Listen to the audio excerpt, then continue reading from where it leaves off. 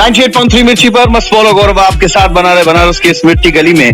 आज मैं ये कह सकता हूँ कि कहानियां पढ़ने का तो हर कोई शौकीन होता है, लेकिन लिख बहुत कम लोग पाते हैं और लिख कर उसे कहानियों का एक संग्रह बनाने का एक अच्छा सा काम किया हमारे बनारस के बड़े उदीयमान नए लेखक ने। सौरभ मिश्रा नाम है, आज मेरे साथ रेडियो मिर्ची पर हैं, जिन्होंने काठ का संदूक नामक एक किताब लिखी है और इसमें 7 कहानियों का एक ऐसा संग्रह बनाया है जिसे सुनकर हम और आप बहुत खुश होंगे। पढ़कर उसमें बनारसी अल्हड़पन और बनारसी मस्ती का भी वर्णन पढ़ पाएंगे। बहुत बहुत स्वागत है सौरभ आपका रेडियो मिर्ची पर। बहुत बहुत धन्यवाद भैया। और क्योंकि आप बनारसी हैं, बनारसी अल्हड़पन को आपने इस किताब में लिखा है और फेसबुक के माध्यम से हम दोनों की बातें हुई, तो सबसे पहले ये जरूर जानना चाहूंगा कि ये किताब की प्रेरणा कहाँ से आई सौरभ? ये भैया बनारस के गलियों में मैं रहता हूँ और यहाँ बनारस बचपन मेरा पूरा बीता है।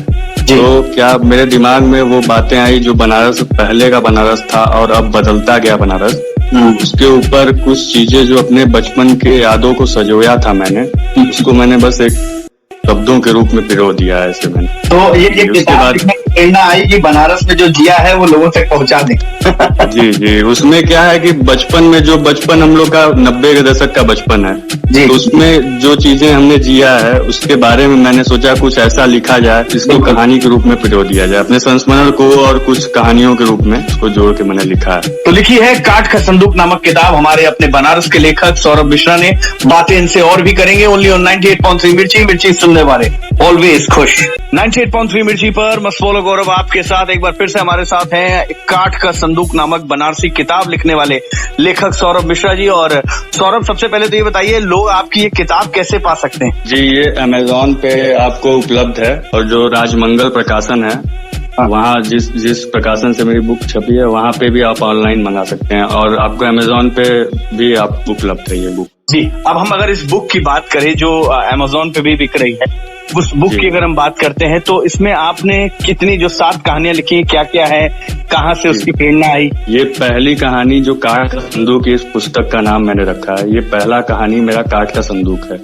इसमें 2 भाइयों की कहानी है जो ग्रामीण परिवेश में रहते हैं और उसके बाद कैसे गर्मियों की छुट्टी होती है और कैसे मामा के घर जाते हैं, वहाँ पे उन्हें क्या मिलता है। ये रहस्य है, इसको पढ़ने के बाद आपको पता चलेगा कि इस कहानी का अंत में आप पढ़ते जाएंगे तो आपका बेचैनी और बढ़ता जाएगा इसके बारे में। काठ का संदूक के ऊपर मेन फोकस उसी संदूक के ऊपर है कि क्या है वो संदूक।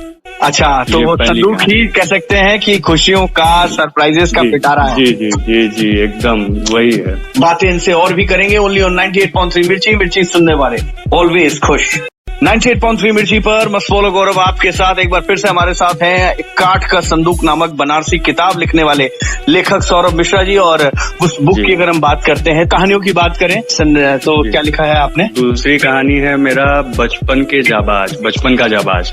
तो उसमें क्या है कि ये 2 भाइयों की कहानी है। उसमें क्या है कि एक बचपन में वो छोटे से पिल्ले को लाते हैं, बच्चे को, और उसको पालते हैं, कैसे वो बड़ा होता है, फिर कैसे उस कहानी के अंदर कौन सा मोड़ आता है उसके बारे में है। जी, इसके बाद है आपका रिक्शे का बोझ। ये जो कहानी ये बनारसी रिक्शे के ऊपर है। एक बनारसी रिक्शा वाला कैसे मतलब अब बनारस जो है ई रिक्शा और तमाम चीजें, ओला उबर, ये तमाम चीजें आपको जो यहाँ का जो पौराणिक जो था ये रिक्शा ही था। जी, जो राजशाही सवारी जिसको हम राजशाही, जिसपे ठाट से बैठ के कोई बनारसी एकदम पूरा बनारस का चक्रमण कर सकता है, वही रिक्शे के ऊपर मैंने लिखा है।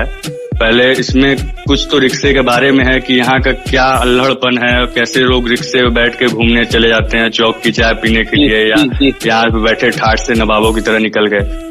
दूसरी चीज इसमें कहानी भी है जो कि एक रिक्शे वाले की कहानी है। जो रिक्शा वाला है वो स्कूल पे बच्चों को छोड़ने जाता है, उसकी कहानी है इसमें। टोटल ये बनारस के ऊपर ही आधारित है। हाँ, अच्छा, बातें इनसे और भी करेंगे ओनली ऑन 98.3 मिर्ची, मिर्ची सुनने वाले ऑलवेज खुश।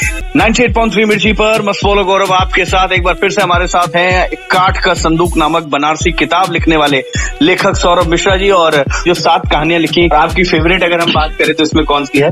मेरी फेवरेट जो है 80 को 80 रहने दे साहब। ये जो 80 को 80 रहने दे साहब, जी, ये मेरी फेवरेट है क्योंकि मैं 80 पे जब बचपन में छोटा था तो साइकिल से चला जाता था 80 पे, बैठता था, बड़ा सुकून मिलता था वहाँ बैठने पे। लेकिन क्या हुआ कि धीरे धीरे जब मैंने उसको बदलते देखा वहाँ पे उस चबूतरे पे बैठकर, कैसे 80 बदल रहा है, इसको मैंने पूरे अपनी आंखों से देखा। हर शाम मेरा वहीं पे बीतता था, 5 बजे के बाद या 6 बजे के बाद। आरती देखने के बाद मैं घर चला आता था, साइकिल उठाता था, शाम को जाता था। वहां पे अलग सुकून हमें मिलता था। लेकिन अब के 80 में और तब के 80 में क्या फर्क होने लगा, धीरे धीरे कैसे चीजें बदलने लगी, कैसे मेरा मोह भंग होता गया वहां से, इस चीज के ऊपर मैंने लिखा है। लेकिन फिर भी अब उसको कैसे फिर से सही किया जा सकता है उसके बारे में भी है। तो यानी कि किताब बनारसी अल्हड़पन, बनारसी मस्ती के साथ बनारस के बनारसीपन को बनाए रखने के लिए एक चिंता भी है, एक तरह से एक सोच भी है, एक उपाय भी दिया है आपने। जी जी, और इसमें हेलो मैडम बोट सिंधिया घाट जो है, ये यहाँ गांव जो घाट किनारे जो मछुआरे हैं और जो नाविक हैं, उन नाविकों के ऊपर ये कहानी है।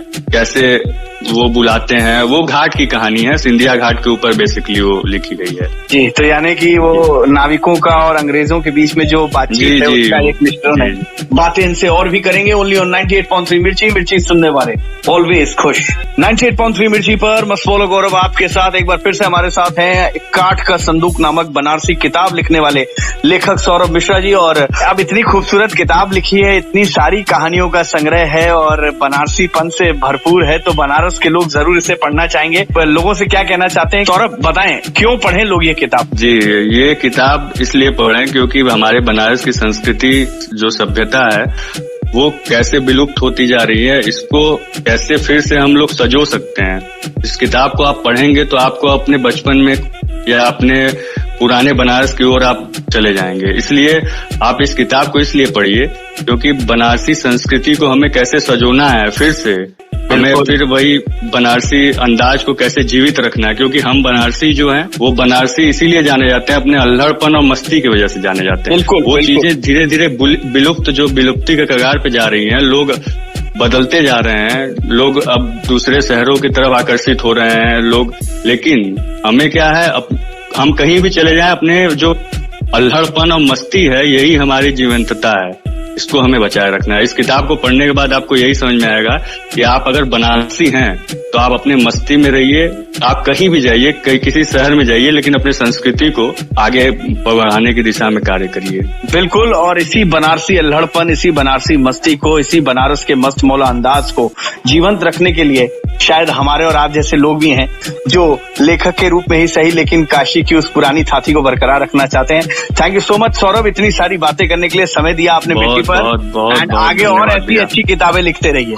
जी, अब मैं इसी बनारस के ऊपर ही अब कुछ मेरा है टारगेट। अगला किताब आएगा तो हम आपको बहुत जल्द बताएंगे। इसके ऊपर अब विस्तृत लिखा जाएगा। अब लघु कहानियों के बाद अब मैं कुछ विस्तृत में लिखने जा रहा हूँ बनारस। बिल्कुल लिखिए और हम अपनी तरफ से आपको शुभकामनाएं देते हैं। एंड एक बार फिर से साथ में कहेंगे, मिर्ची सुनने वाले ऑलवेज खुश।